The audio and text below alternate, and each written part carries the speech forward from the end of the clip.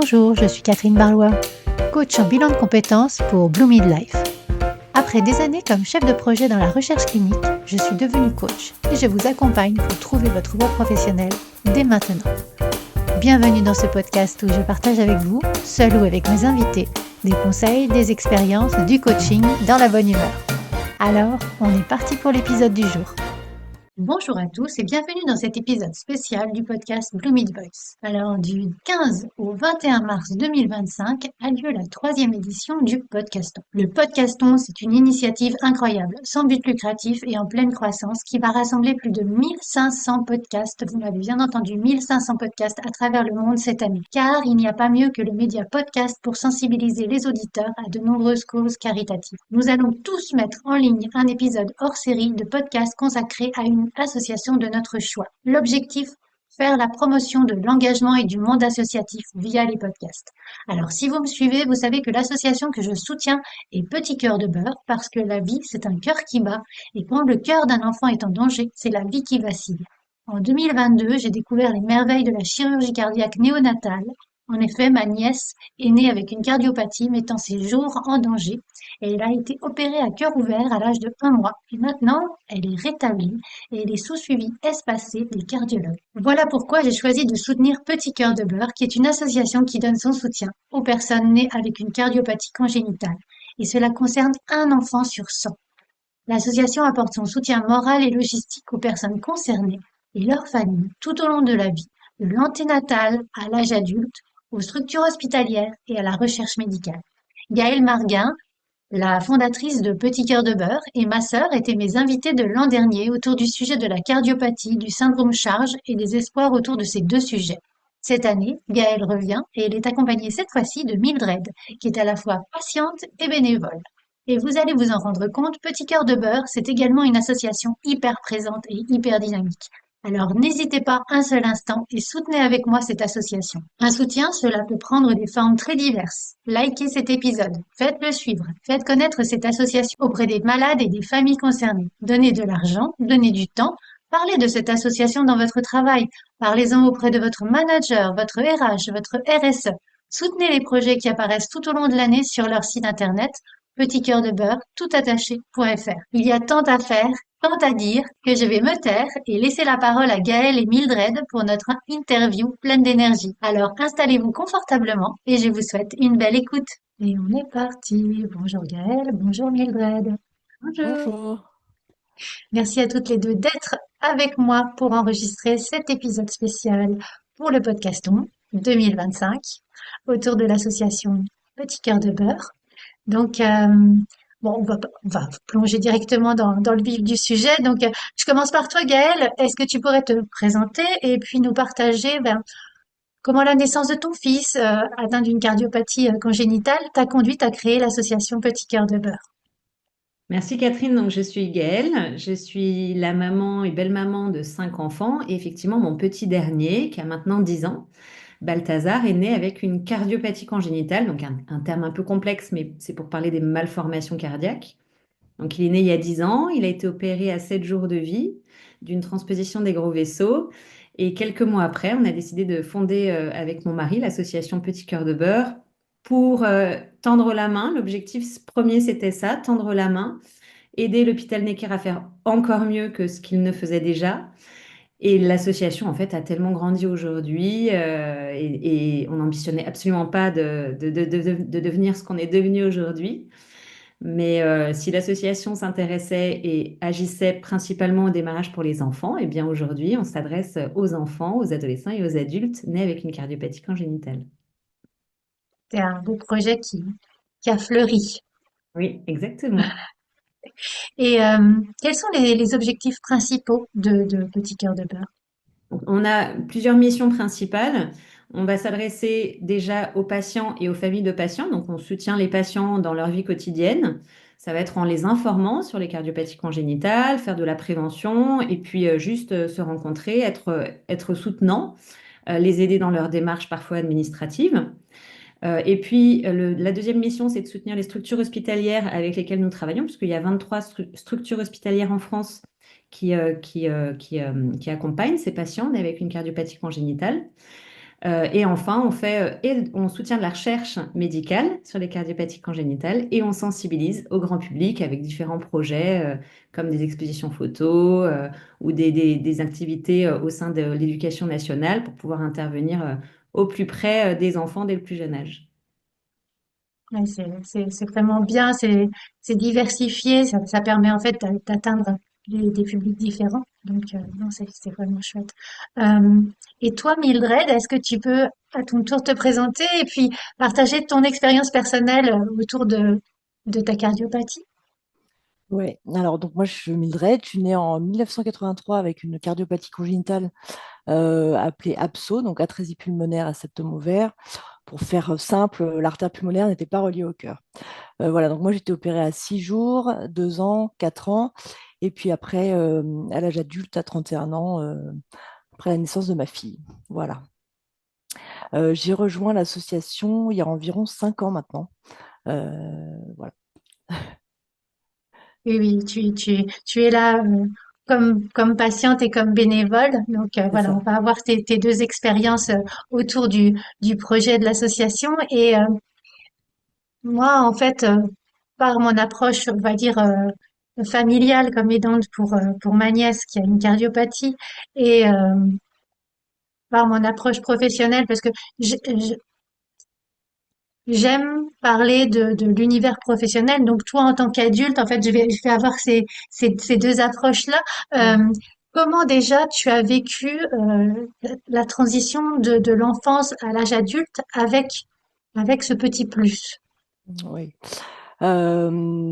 Alors, moi, ça s'est fait assez naturellement, en fait. Alors, ce qui a été le plus dur, c'est de changer d'hôpital, si on parle vraiment de cardiopathie. C'est-à-dire que moi, à 20 ans, j'allais encore à Necker voir ma cardiopédiatre parce qu'il y avait quelque chose un peu rassurant, enfin, un lieu que je connaissais bien, je connaissais toutes les infirmières, enfin, voilà, dès que j'arrivais. Sauf qu'à un moment, je me suis rendu compte que j'étais un peu trop grande dans la salle d'attente par rapport aux autres.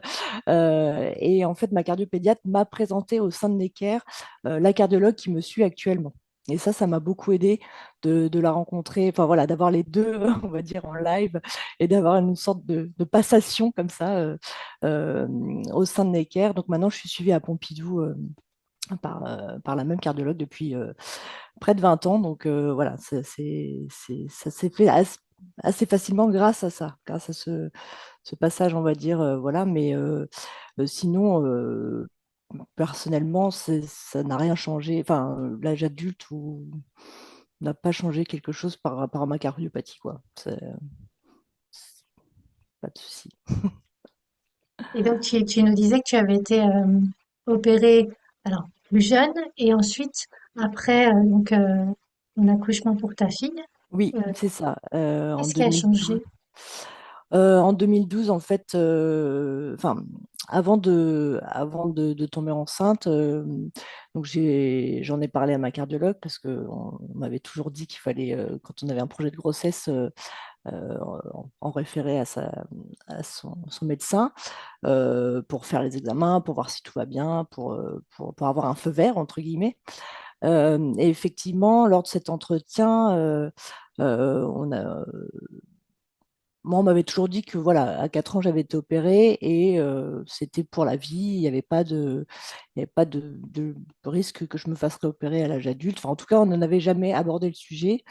Et lorsque j'ai été voir donc, ma cardiologue pour avoir un feu vert pour une grossesse, là, elle m'a dit que mon ventricule gauche était assez fatigué parce que depuis l'enfance, en fait, je n'avais pas de valve pulmonaire et que du coup, ça fatiguait le cœur de ne pas avoir de valve, euh, parce que la pompe avait du mal à recracher tout le sang dans le ventricule, et effectivement qu'il faudrait à terme me poser une valve pulmonaire à cœur ouvert.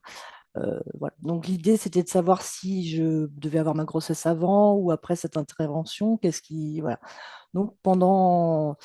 Donc il a été convenu que j'ai ma grossesse avant cette intervention. parce que j'avais encore un petit peu de temps devant moi. Donc voilà, c'est comme ça que ça s'est passé. C'est-à-dire que j'ai eu une grossesse super. Vraiment, tout s'est très bien passé. J'ai été très suivie, bien évidemment. Ma fille et moi, on a été très suivis.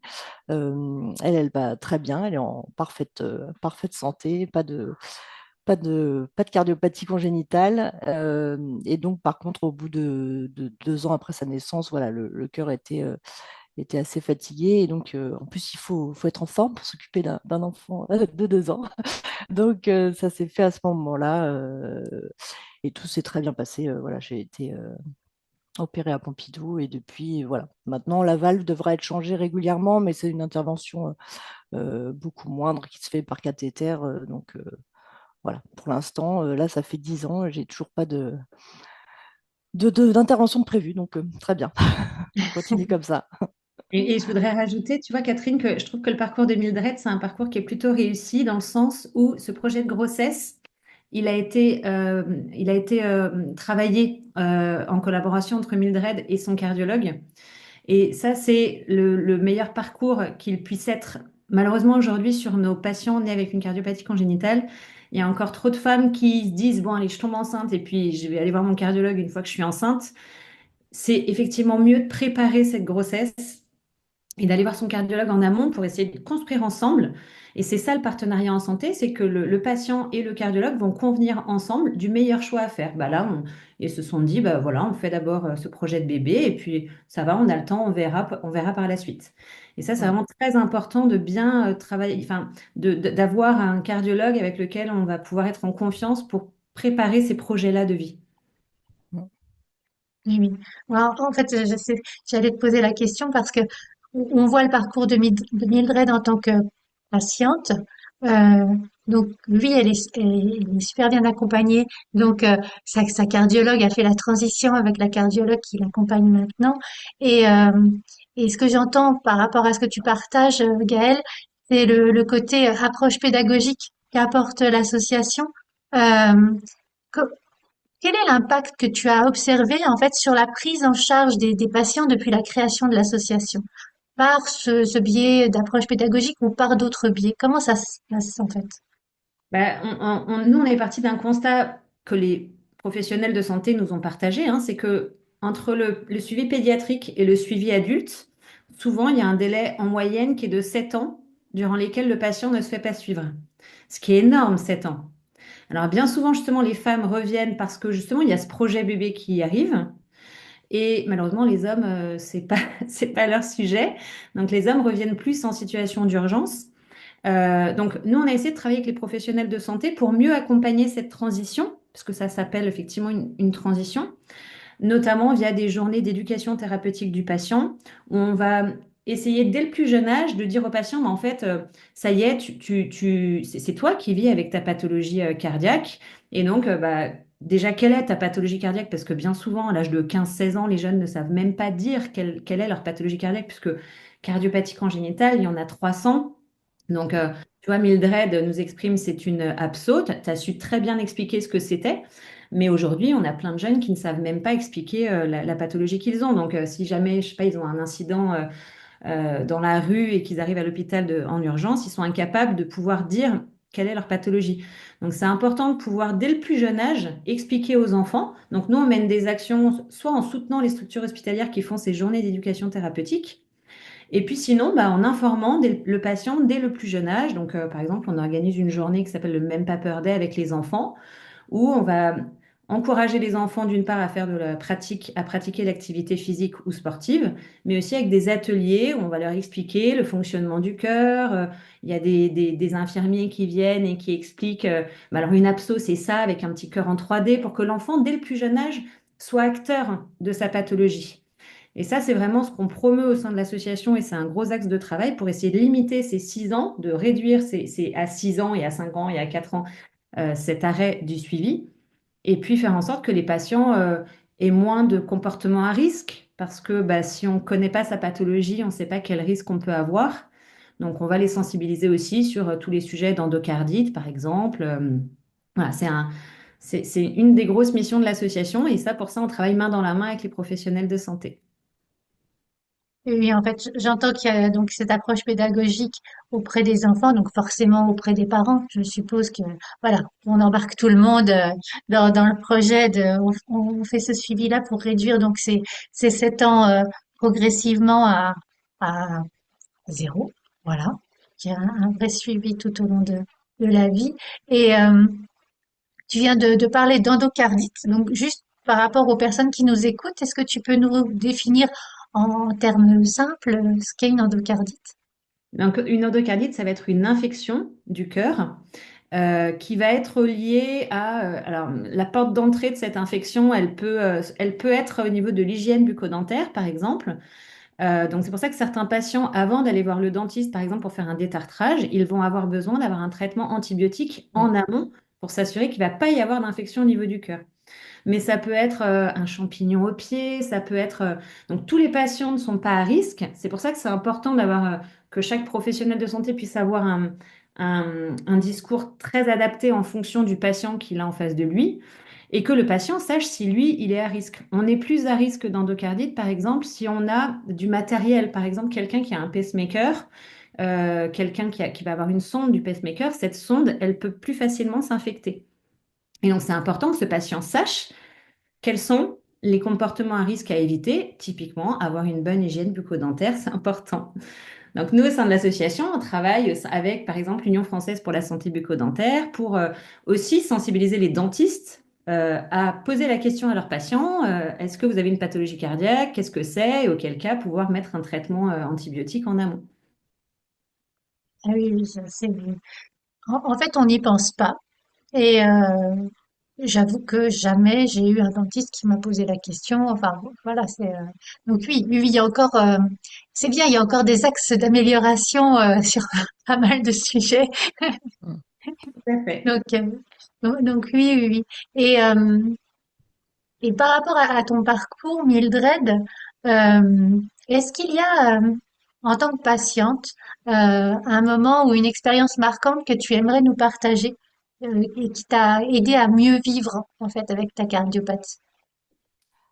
Bon, moi, j'ai eu la chance d'être dans une famille où on m'a toujours tout expliqué, on m'a toujours tout raconté. Depuis toute petite, je sais expliquer ce que j'ai. C'est vrai que euh, dès petite, j'ai porté des haltères, donc j'avais des sacs à dos avec des fils reliés. Donc à l'école, il fallait expliquer aux camarades et tout ça. C'était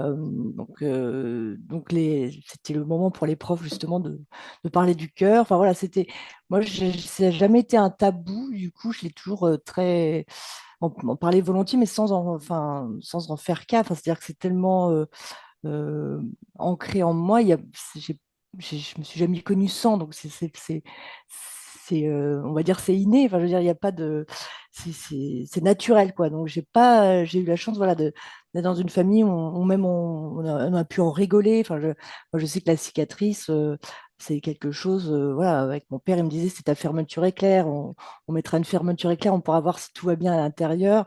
Bon, bah, aujourd'hui, j'ai un pendentif fermeture éclair, voilà, parce que c'est un clin d'œil à cette phrase d'enfant. Donc, moi, c'est vrai que j'ai eu beaucoup de chance voilà, d'avoir ce parcours, on va dire, bien entouré, bien accompagné.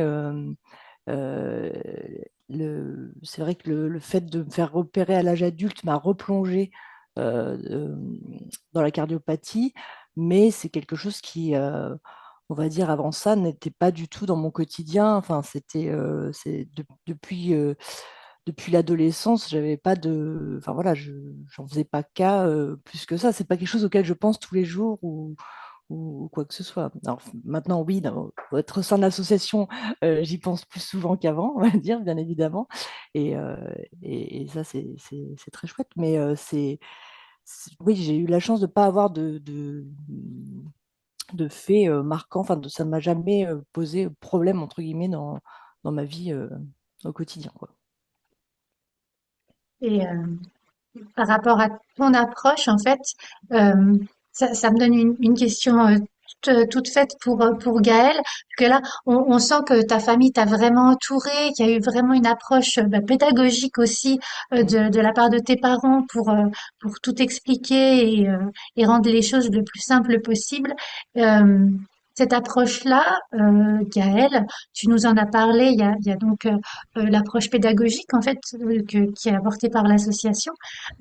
Mais est-ce que tu aurais le nombre en fait d'enfants qui naissent avec une cardiopathie chaque année en France? Donc aujourd'hui, un enfant sur 100 naît avec une cardiopathie congénitale. Donc c'est un chiffre qui est assez impressionnant, surtout que on connaît pas tellement ce terme, hein, c'est pas tellement utilisé. Mais sur ces cardiopathies congénitales, comme je le disais, il y a 300 cardiopathie congénitales référencées aujourd'hui. Et il y a plein de cas particuliers. Chaque cardiopathie a vraiment sa spécificité, puisque chaque être humain est différent. Et même par exemple sur une CIV, qui est une communication interventriculaire, la taille de la CIV, elle peut faire 2 mm comme elle peut faire 5 mm, et auquel cas, c'est pas du tout le même impact sur le patient. Donc, faut mesurer qu'aujourd'hui, chaque patient né avec une cardiopathie congénitale a vraiment un parcours qui va être différent et qu'il est très difficile aujourd'hui de se projeter parce que forcément, dans l'association, on a plein de gens qui veulent se rencontrer et qui ont la même pathologie. Mais en fait, chaque patient va être vraiment différent et nous, on insiste auprès des futurs parents en leur disant, attention, même si vous rencontrez des patients, des parents dont l'enfant a la même cardiopathie que votre enfant, ça ne veut pas dire qu'il aura la même vie puisque on est tous différents. Mais en tout cas, un des enjeux euh, sur l'accompagnement, c'est qu'aujourd'hui, on constate il y a deux façons de gérer un peu leur enfant de la part des parents. Soit il y a les parents qui vont couver l'enfant et qui vont le mettre dans une bulle, qui vont lui interdire de faire du sport parce qu'ils ont peur qu'il fasse du sport. Et du coup, qui vont gérer tous les rendez-vous médicaux et arrivé à 18 ans, l'enfant va dire, bon, ça va, moi j'en ai marre. Mm. Euh, et puis, il y a au contraire des parents qui vont pas du tout parler de la cardiopathie à leur enfant, uniquement lors des suivis réguliers annuels auprès du cardiologue, mais le reste du temps ne vont pas en parler. Et j'ai l'exemple d'une maman qu'on avait vue lors d'un événement. Sa fille avait une quinzaine d'années et elle me dit, et donc sa fille avait posé plein de questions. Et elle me dit, waouh, en fait, je ne me rendais pas compte que ma fille avait autant de questions, puisque nous, à la maison, on ne veut pas que ça prenne trop de place, sa cardiopathie. Donc, on ne veut pas en parler, alors qu'en fait, on a rendu le truc tabou. Donc, il faut trouver cet équilibre, et c'est toute la difficulté, je crois, et c'est tout l'enjeu aujourd'hui, de trouver l'équilibre pour les parents, pour bien faire grandir leur enfant, pour que les patients arrivés à l'âge adulte vivent avec leur cardiopathie au mieux. Mais c'est aussi un enjeu pour les professionnels de santé, hein, puisque tu vois, la génération de Mildred qui a été opérée il y a 40 ans, on leur disait, ça va, 4 ans, dernière opération, c'est bon, c'est pour Mm. la vie. Et c'est une vraie difficulté pour ces patients-là aujourd'hui, parce que quand arrive l'annonce de la nouvelle réintervention, tu l'as exprimé tout à l'heure, Mildred, c'est Ouais. quand même traumatisant pour les adultes de se dire, waouh, je dois y retourner. Ça remet des enjeux, ça remet toute son enfance un peu Mm. en arrière. Et du coup, c'est aussi un enjeu pour les professionnels de santé de préparer les enfants à la possibilité aussi d'une réintervention à l'âge adulte ou de difficultés de type troubles du rythme qui sont quand même assez récurrents chez nos patients. Et donc, encore une fois, là aussi pour le médecin, c'est l'équilibre de le préparer, mais en même temps, pas non plus faire peur parce que ça peut ne pas arriver aussi. Mm. Et préparer les parents aussi, parce que ça a été, je crois, encore plus dur pour mes parents que pour moi, cette opération à l'âge adulte. Parce que, voilà, même si, comme je disais, tout s'est bien passé, je sais que, par exemple, maman a dû prendre énormément sur elle pour pas trop stresser, pour faire en sorte de pas trop me couver. Je sais que, voilà, connaissant son caractère, c'était vraiment, elle a vraiment pris sur elle pour justement pas me mettre dans cette bulle, de pas m'étouffer et de me laisser faire ma vie à peu près normalement, sans trop stresser. Voilà. Et donc, l'opération à l'âge adulte, ça a vraiment été un coup de massue pour eux parce que s'y attendaient pas du tout. Moi, on va peut-être dire qu'inconsciemment, je le ressentais peut-être physiquement. Donc, ça a été peut-être moins dur, mais eux, enfin, voilà, jamais on leur en avait parlé et ça a été, mais non, c'est pas ce qu'on nous avait dit. Enfin, vous voyez, il y a un truc vraiment, voilà, pour compléter ce que tu disais, Gaëlle, c'était vraiment dur aussi pour eux. Mm. Et alors là, je sors un petit peu du contexte, mais je sais par exemple que l'association Petit Cœur de Beurre propose des séances de MDR. Et là, typiquement, on est dans un trauma qui mérite d'être accompagné. Et là, il y a eu une séance il n'y a pas longtemps, j'ai trouvé ça vraiment hyper opportun et aidant par rapport soit aux patients, soit aux parents. Euh, donc, c'est des belles initiatives. Oui, c'est ça. On essaie effectivement de travailler sur ce trauma et puis de faire... Parce que même quand, par exemple, quand on fait des journées de transition, à l'hôpital. Donc, les jeunes viennent pour se préparer, mieux comprendre leur cardiopathie, mieux préparer leur transition. Et souvent, donc, ils viennent avec leurs parents. Et donc, nous, l'association, on prend les parents à un moment donné dans une salle pour laisser les jeunes entre eux et dire ce qu'ils ont à dire entre jeunes. Et les parents d'enfants qui ont entre 15 et 20 ans, bien souvent, à ce moment-là, ils pleurent. Ils pleurent. Donc, on voit bien qu'il y a un vrai trauma. Et comme tu le dis, Medred, qui peut perdurer jusqu'à quand même tardivement. Mm. Donc, nous aussi, c'est un véritable enjeu que d'apaiser ces traumas. Et typiquement, là, on a un projet sur l'hôpital européen Georges Pompidou. Il y a une salle qui vient d'être créée sur l'hôpital, une salle de détente dédiée à nos patients pour que ces patients puissent avoir une salle à eux. Et on a un projet que de mettre en place des ateliers de sophrologie pour les patients qui viennent pour une intervention. Et donc, ils pourront bénéficier de cette sophrologie la veille de leur intervention pour eux aussi éviter le plus possible d'éventuels traumas, les accompagner. Oui, oui, oui, c'est vrai, c'est vraiment un accompagnement, on va dire, tout au long du parcours médical. Donc, oui, oui, j'ai trouvé que c'était vraiment une très bonne initiative, en fait. Et donc là, je reviens à toi, Mildred.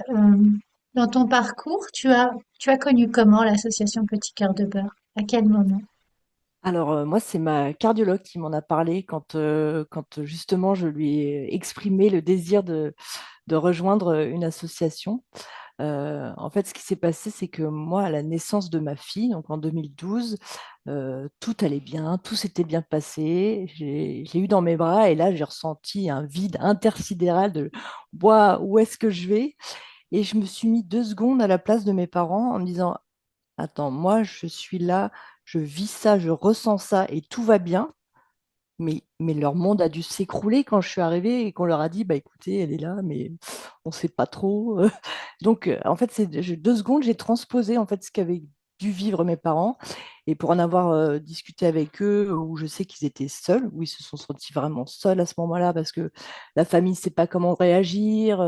Ma mère me dit toujours, nous, on n'a jamais eu de cadeau de naissance, parce que bah, ta naissance était tellement incertaine que les gens ne se sont pas projetés à offrir des choses, voilà. Et elle me dit, j'ai eu juste une petite robe que j'ai gardée comme une relique, enfin quelque chose assez important. Donc je me suis dit, oui, il y a peut-être enfin voilà. Donc je me suis mis à leur place 2 secondes en disant, bon voilà, tout va bien. Donc j'imagine même pas eux ce qu'ils ont dû vivre quand je suis née. Et donc je me suis dit, bah, est-ce que moi, avec ma petite expérience, mon petit vécu, je peux apporter à d'autres parents du soutien, voilà, de, de l'écoute, voilà, des choses que mes parents n'avaient pas bénéficié 40 ans auparavant. Et donc, j'en ai parlé à ma cardiologue qui m'a dit, bah, je connais une super association, Petit Cœur de Beurre, je suis sûre que vous allez très bien vous entendre. Et donc, effectivement, j'ai rejoint l'association il y a 5 ans. Une fois que ma fille était un peu plus grande, que j'avais un peu plus voilà, de temps, tout ça. Et voilà, ça fait 5 ans que j'ai rejoint Petit Cœur de Beurre. Et au sein de l'association, quelles sont tes missions? Alors bon, elles sont diverses. Donc bien évidemment, donc la première, c'est vraiment le soutien aux familles et aux adultes aussi, effectivement. Donc aux familles, moi, ça va être plutôt sous forme de témoignages par rapport à mon parcours. Et effectivement, tout en rappelant, comme le disait Gaël, que chaque histoire est différente, chaque histoire est unique, parce que on ne peut pas transposer, voilà, puis c'était il y a 40 ans, la médecine a évolué, enfin, il y a tellement de choses qui ont changé. Et soutien aussi aux adultes, parce que, bah, comme on l'a dit, il y a des adultes qui sont réopérés à l'âge adulte, qui se replongent dans quelque chose qui n'était pas forcément digéré ou autre. Donc voilà, donc, le soutien dans ce sens, on va dire, aux personnes. Soutien aussi aux structures hospitalières. Donc là, ça va être plutôt intervenir pour les patients et le personnel hospitalier, donc moi principalement à l'hôpital Georges Pompidou, parce que c'est mon hôpital, voilà, donc c'est celui que je connais, donc on va intervenir, par exemple, avec les autres bénévoles pour ce qui va être la galette des rois, donc apporter des galettes au sein des services, apporter du matériel si le personnel soignant nous fait part de besoins spécifiques. Par exemple, ça peut être des casques lors des interventions euh, chirurgicales, ou alors des montres connectées, enfin voilà, des soutiens, on va dire, matériels. Et effectivement, après, ça va être faire connaître l'association, donc par essayer de trouver des mécénats, tenir des stands lors de marchés de Noël ou des choses comme ça.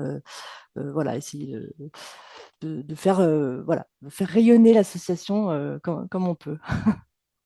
En Ah fait, ouais, les bénévoles, pardon Catherine, je voulais juste dire, les bénévoles chez nous, Mildred, elle est ce qu'on appelle correspondante, ça veut dire que c'est quelqu'un qui va vraiment être recruté, formé, accompagné. Là, maintenant, ça fait 5 ans, donc ça y est, elle a Mm, la bouteille, hein. Maintenant, elle sait prendre le recul face à une situation. mm, Mais les missions des bénévoles correspondants sont très variées et surtout, on s'adapte à leurs envies, leurs besoins, mm, leur disponibilité. Donc, nous, on est là pour leur offrir des outils pour que ce soit plus facile pour eux à œuvrer. Mais après, chaque bénévole fait aussi en fonction de ses appétences et puis aussi en mm, fonction de, tu vois, peut-être que sur ces 5 dernières années, tu as eu des périodes où bah, c'était un peu plus dur dans ta vie, auquel cas, bah, mm, être en contact avec des patients et des familles, ça peut être plus compliqué. Donc, bah, dans ce cas-là, on ajuste. C'est aussi un tempo de vie de bénévole. mm. Oui, c'est vrai qu'en plus au début, je disais je voulais accompagner les familles et tout ça, et en fait, je me suis rendu compte que j'étais beaucoup plus à l'aise, entre guillemets, on va dire, avec les adultes, alors que, enfin voilà, c'est-à-dire au fur et à mesure, voilà, je suis arrivée à l'association avec euh, euh, une idée, une perspective, et en fait, au fur et à mesure des rencontres et de la pratique, entre guillemets, ça a évolué effectivement. Euh, je me suis même vue, voilà, aller faire des présentations devant du public et tout ça, des choses que je ne pensais pas faire un jour. Donc voilà, ça m'a sorti aussi de ma zone de confort, m'a permis d'avoir d'autres expériences personnelles pour l'association, quoi. ah oui, oui. En fait, là, euh, c'est vraiment la rencontre de, de, de deux mondes, toi avec ton envie de participer, et Mm, puis l'association qui est là en fait avec ses besoins, mais qui t'apporte aussi. Tu mm, disais que tu formais, enfin, comment l'association forme les personnes, écoute les besoins. C'est vraiment en fait les deux pièces de puzzle qui se mettent en place, et puis au fur et à mesure que toi, Mildred, tu vas grandir humainement mm, avec toutes ces expériences, ben, tu auras d'autres envies mm, et c'est vraiment à géométrie variable et je trouve ça hyper riche en fait. Euh, donc alors, ça me donne plein d'idées. Alors pour moi, je suis bénévole dans une association d'empathie et de communication non violente, donc ça me donne aussi une autre vue et c'est très riche. Euh, et là, je remets ma casquette de coach de coach carrière et je me dis, les expériences que tu vis, Mildred, au niveau de cette association sont à valoriser par rapport à ton parcours professionnel. Donc oui, en ok, fait, je note. donc oui, c'est très riche. Et, euh, et tu parlais, en fait, tu vois, quand tu as eu cette envie de participer, tu nous as parlé d'un vide, voilà, qui s'est présenté à toi. Comment ça se remplit maintenant? Comment ça te nourrit? Alors moi, effectivement, moi déjà, j'ai rencontré une communauté. En fait, c'est parce que j'ai rencontré des semblables. Ça, c'était assez fou quand même, de me dire, ah, mais je suis plus toute seule, parce que comme le disait Gaël, un enfant sur 100, mais finalement, moi, j'ai jamais rencontré d'autres personnes atteintes de cardiopathie congénitale, ou alors, voilà, des gens que j'ai rencontrés sans savoir, c'est-à-dire qu'on c'est pas quelque chose dont on parle directement au bout de bonjour, je m'appelle Mildred, voilà, donc du coup, on a déjà de rencontrer d'autres personnes comme moi, on va dire, ça a été ça a été très fort. Ça a été très fort. Enfin, voilà, il y a des adultes concernés avec qui aujourd'hui on partage autre chose qu'au sein de l'association, quoi. C'est vraiment des sœurs de cœur, comme je les appelle. Et donc voilà, non, c'est assez fort. Et ça déjà, ne plus être unique, c'est quelque chose qui est vraiment très important, quoi. Et c'est ce qui est bien aussi au sein de l'association, de faire rencontrer les familles, de faire rencontrer, voilà, de se faire rencontrer les patients entre eux.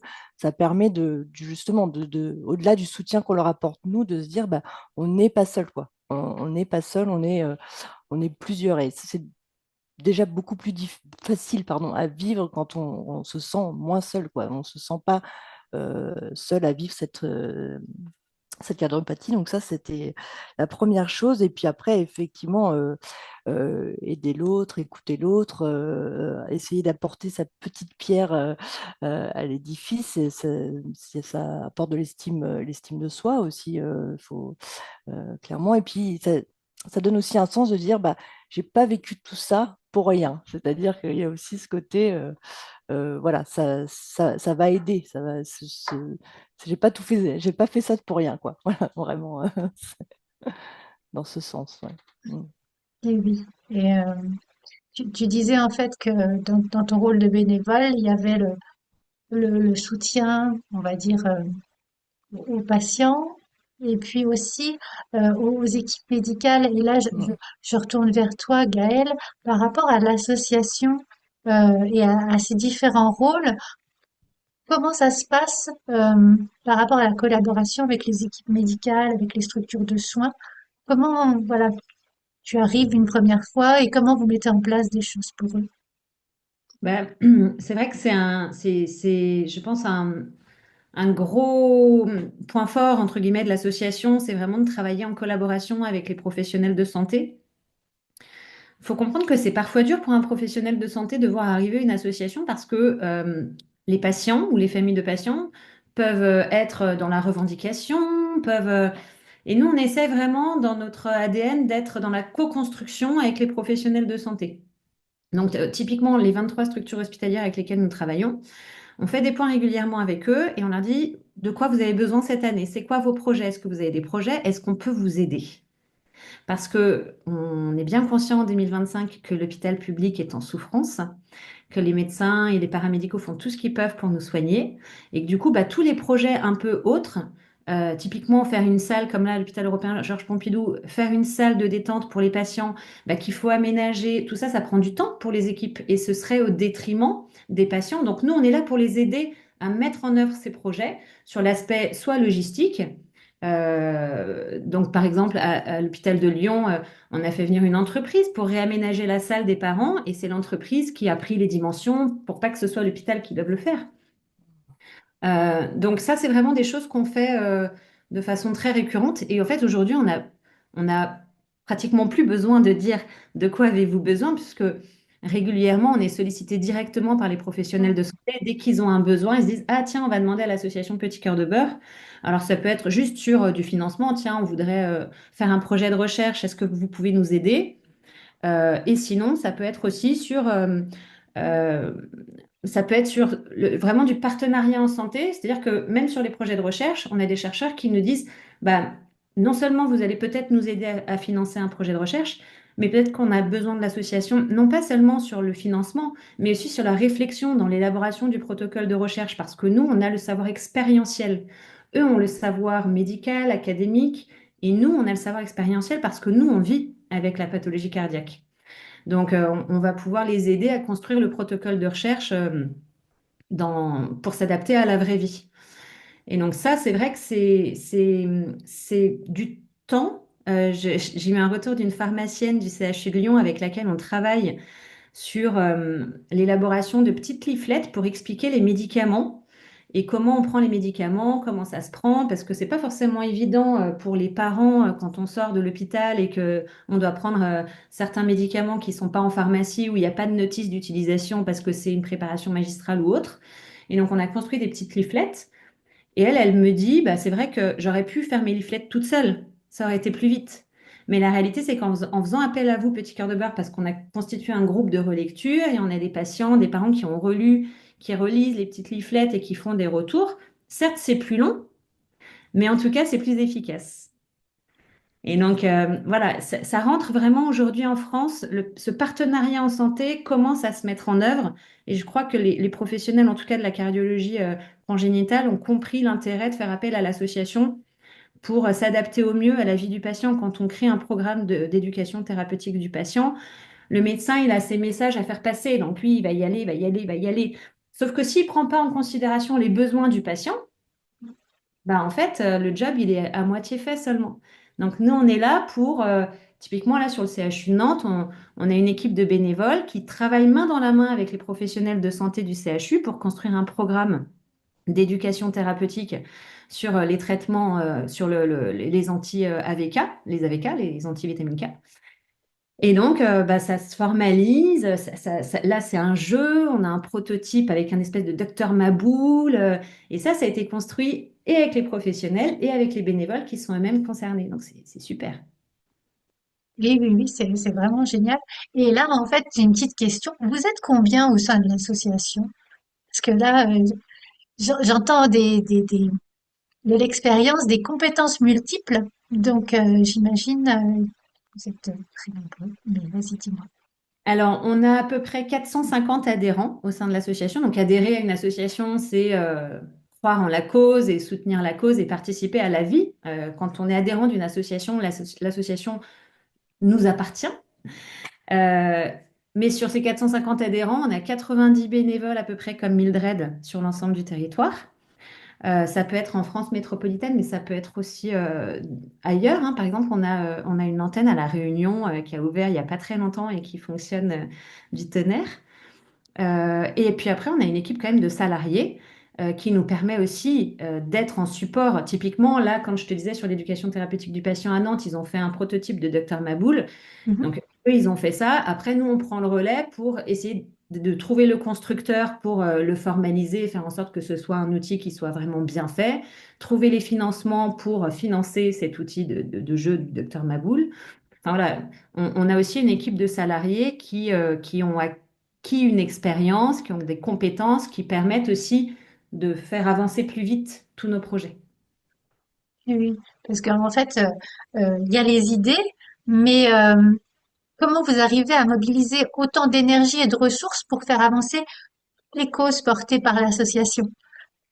Eh ben, c'est une véritable question. J'ai pas trop la réponse, Catherine. Je t'avoue que là, on a fait le point il y a pas longtemps avec les équipes en listant un petit peu tous les projets et on était aux alentours de 70 projets qui étaient en cours. Donc, bah, il faut suivre ces projets.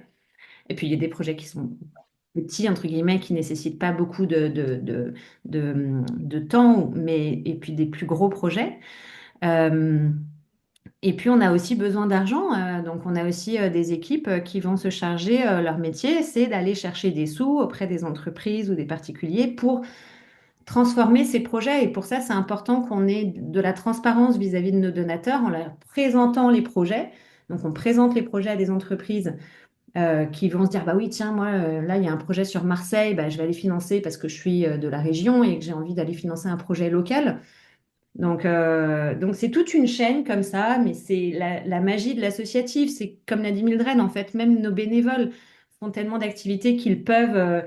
En fait, ça fait un effet boule de neige. Plus on est nombreux et plus on va sens. Et puis un enfant sur 100 on est avec une cardiopathie congénitale. Donc il y a beaucoup de gens qui sont concernés, qu'on a aidés une fois et qui vont avoir envie à leur tour de nous rendre ça. Et ça, c'est magique hein, pour nous quand on a des gens qui nous contactent pour nous faire part de ça. C'est magique. Oui, oui, oui. C'est l'effet boule de neige, mais euh, vraiment au niveau. En fait, je marche par image, et donc en fait, j'imaginais une boule de neige, mais avec plein de petits cœurs, tu vois. Voilà, qui arrivait vers vous. Donc oui, oui, oui, c'est une très belle énergie portée vers un projet qui a du sens, qui a du cœur.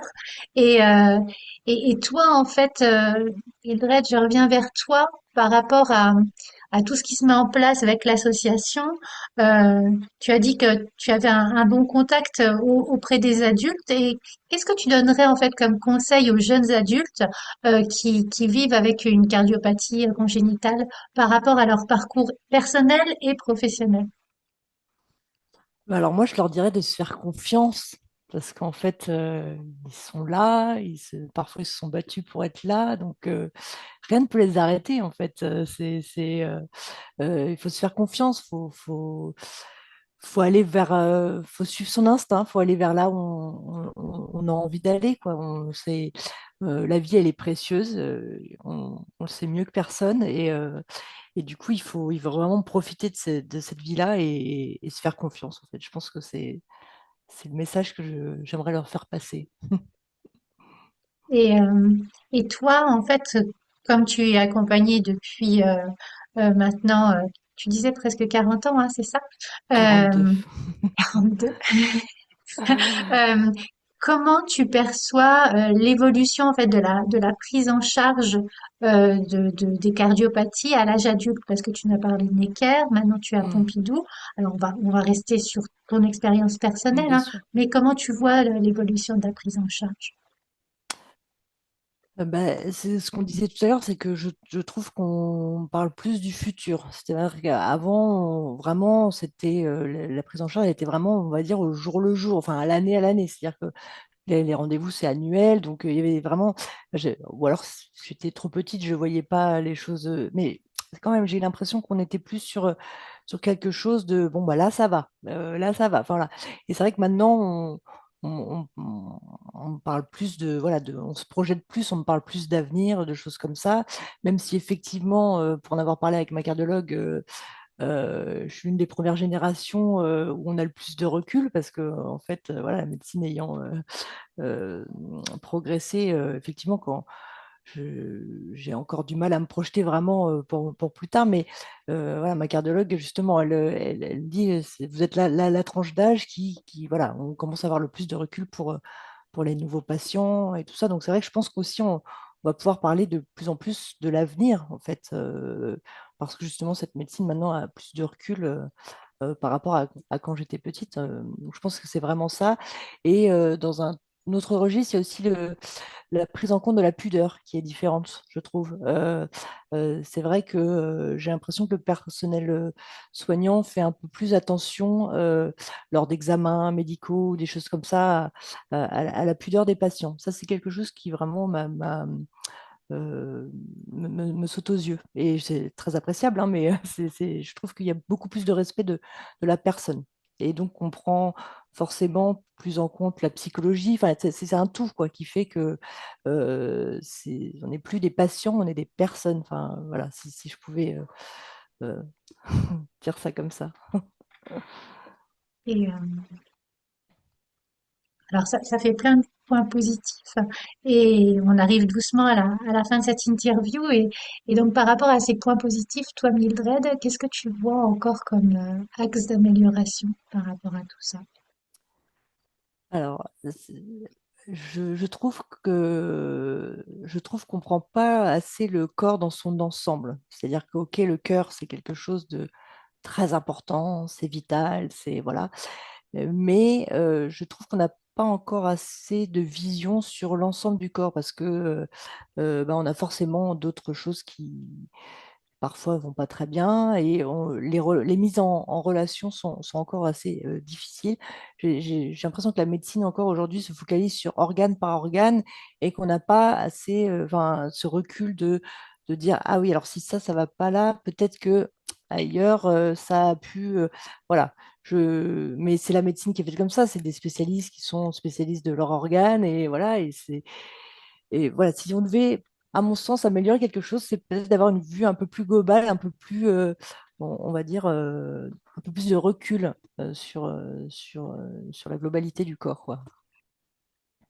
Et, et ça, Gaëlle, euh, par rapport au projet futur de l'association ou à des petites graines qui restent de côté parce que vous pouvez pas tout faire, est-ce que ça fait partie des projets voilà, de voir les choses de façon plus globale? J'ai en tête en fait ma nièce qui a le syndrome Charge et qui touche beaucoup d'organes.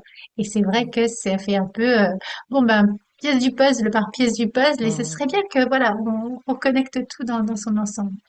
Bien sûr, moi je rejoins parfaitement tes propos, Mildred. Déjà, le premier enjeu pour nos patients aujourd'hui, c'est plus de survivre parce que les méthodes chirurgicales ont évolué depuis 40 ans. Donc ça, c'est une vraie nouveauté aujourd'hui. C'est de se dire aujourd'hui, l'enjeu, il est plus de survivre, mais plutôt de vivre avec et de bien vivre avec. Mm. Donc ça, c'est déjà une première chose sur les évolutions. Et puis sur ce sujet d'une prise en charge plus systémique des patients, c'est une vraie réalité en France. On est quand même très en retard, je trouve, sur ces sujets-là.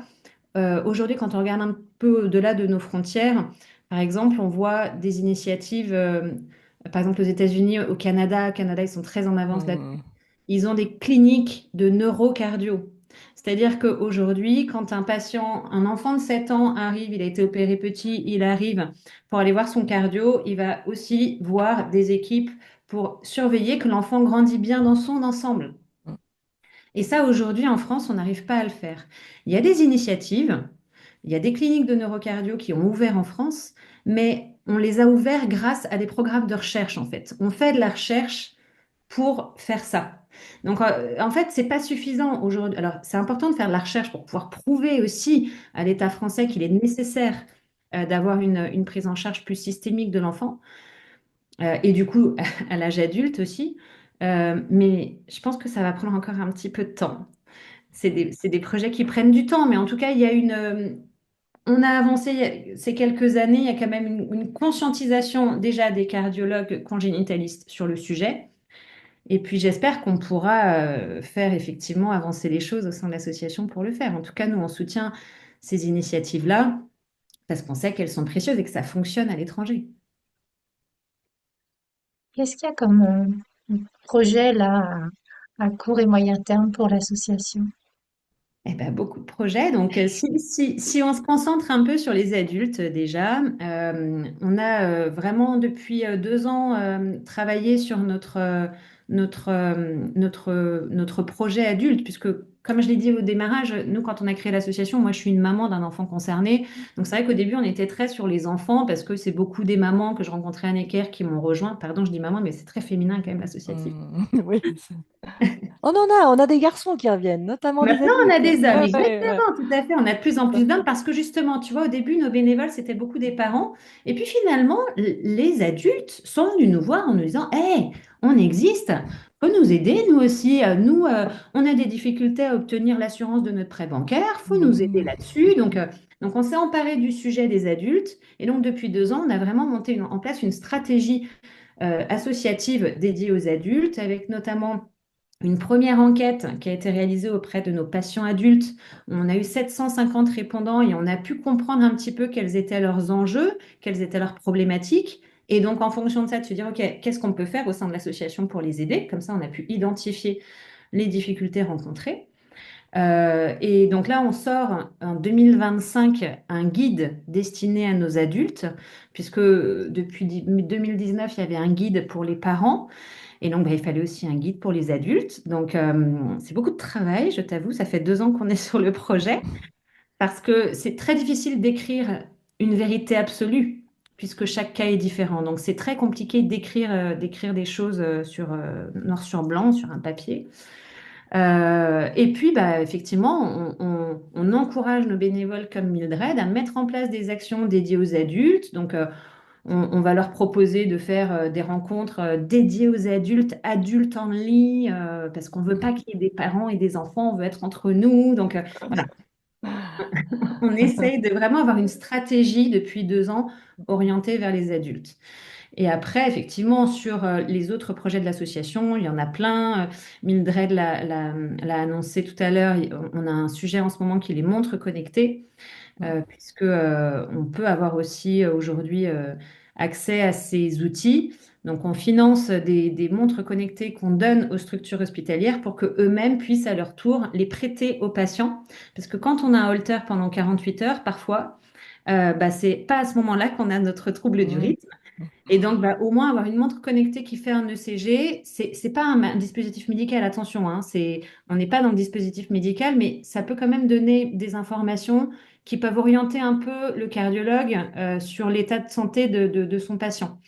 Et puis, ça encourage les patients à pratiquer une activité physique, de mieux se connaître, voir à quel battement de cœur ils vont quand ils commencent à marcher un petit peu vite. Donc voilà, c'est promouvoir l'activité physique auprès de nos patients.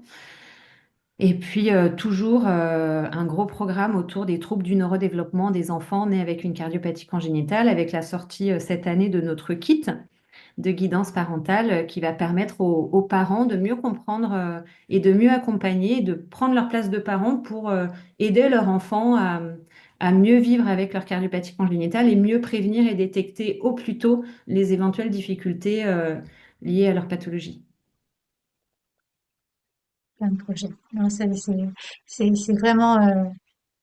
En fait, là, je pense à ma nièce et son développement. Voilà. Alors, bien sûr, elle est, étant donné les malformations qu'il y a eu au niveau de ses oreilles, également, ça touche par rapport à son développement, mais un guide comme celui-ci pourrait être vraiment pertinent dans son cas. Donc, déjà, merci. Merci voilà, pour tout ce que vous faites toutes les deux, pour tous les équipes, pour les patients, pour les familles. C'est vraiment, vraiment parfait. Si des personnes souhaitent soutenir l'association, rejoindre, euh, comment ça se passe? De quoi avez-vous besoin? Alors, on a besoin avant tout de gens qui nous suivent et qui nous aident. Mais aider, c'est pas toujours sortir son porte-monnaie. Aider une association, ça peut se faire autrement. Moi, je dis tout le temps, attention, oui, on a besoin d'argent, hein. Je dis pas une montre connectée, elle a un prix, il faut l'acheter. Mais on a aussi besoin de réseau, par exemple, parce que pour aller trouver cet argent, vous pouvez très bien aider une association, parce que votre entreprise dans laquelle vous travaillez, peut-être qu'elle a une fondation, peut-être qu'elle a un responsable RSE qui va pouvoir soutenir un projet. Donc, faire parler de l'association, c'est déjà aider. Et puis après, rejoindre l'association en tant que bénévole, bien sûr. Donc, on cherche des personnes qui sont disponibles, qui ont un certain recul aussi par rapport à leur pathologie cardiaque. Et puis, on accueille aussi en tant que bénévole des personnes qui ne sont pas du tout concernées par les cardiopathies congénitales. Et on le voit de plus en plus, ça fonctionne très bien. Donc, voilà, faire parler de l'assaut, c'est déjà super. Suivez-nous sur les réseaux, suivez-nous sur Instagram, LinkedIn, Facebook. Et contactez-nous sur le site petitcœurdebeurre.fr. Il y a un formulaire, on vous répond en général sous 48 heures. Et est-ce qu'on peut être, par exemple, bénévole euh, sur Nancy pour l'association qui est sur Paris? C'est possible aussi. Alors, oui, en fait, on va aussi, nous, avoir une stratégie de recrutement de nos bénévoles en fonction des besoins du territoire. Tu vois, D'accord. typiquement, en ce moment, on est en train de pousser pour avoir davantage de bénévoles sur la région parisienne. Parce qu'on a une file active de patients. Sur l'hôpital Necker Enfants Malades, par exemple, on a 40 à 45 enfants qui sont là tous les jours. Donc, il y a une grosse file active de patients. Et donc, on essaye aussi d'accélérer les recrutements sur des zones bien spécifiques où il y a vraiment beaucoup de besoins. Mais rejoindre une association, tu peux le faire. Enfin, je pense qu'il faut vraiment prendre contact avec l'association pour déjà exprimer toi ce que tu as envie de faire. Ça, c'est vraiment. Enfin, nous, c'est comme ça qu'on le voit au sein de l'association. C'est nous, nos bénévoles, on veut qu'ils soient au bon endroit et qu'ils fassent ce qui leur plaise avant Mhm. tout, qu'ils prennent On l'a vu plaisir. avec Miguel. Ah oui. Mm. Exactement. Mm. Donc, on est capable de s'adapter en fonction des attentes. Tu vois, moi, j'ai des bénévoles qui sont au sein de notre siège social au bureau et qui m'ont dit, moi, je veux être bénévole, mais je veux pas aller à l'hôpital. Je ne veux Mhm. pas. Et donc, bah, on a par exemple Françoise, elle fait de la comptabilité. Bah, on a aussi besoin de bénévoles pour faire de la comptabilité. Donc, donc, rejoindre une association, ça peut prendre tout type de forme. Donc, effectivement, on peut en parler. Non, mais c'est génial. Bah, écoutez, merci à toutes les deux. Avant de se quitter, est-ce que vous pourriez me dire quelle phrase vous garde motivée au quotidien? Bah, moi, je peux commencer, mais je me demande si c'est pas. Je t'avais pas déjà dit ça, Catherine, lors de notre dernier enregistrement, mais ça me poursuit. Moi, c'est une phrase de Sénèque qui dit que la vie, ce n'est pas d'attendre que l'orage passe, mais c'est d'apprendre à danser sous la pluie. Tellement vrai. Voilà, moi, c'est un peu dans dans le même esprit, mais moi, j'ai un mantra que je me répète très souvent, c'est Show must go on, qu'on pourrait traduire par que le spectacle continue. Voilà, c'est vraiment ma phrase, quoi. Donc, c'est ça, quoi qu'il arrive, on continue de On danser. y va. C'est ça. Bah, écoutez, merci beaucoup à toutes les deux. Merci pour ce moment partagé. Merci pour tout ce que vous faites, voilà, au quotidien et on reste en contact. Moi, je vais faire plein de messages sur les réseaux et donc ça paraîtra donc pendant la semaine du podcaston et voilà, je vous dis à très bientôt. Merci Catherine. Merci à toi, merci Catherine. Bonne journée. Bonne journée. Si cet épisode vous a plu, n'hésitez pas à le liker, à le partager, à mettre 5 étoiles sur votre plateforme d'écoute préférée. Et je vous souhaite une belle semaine.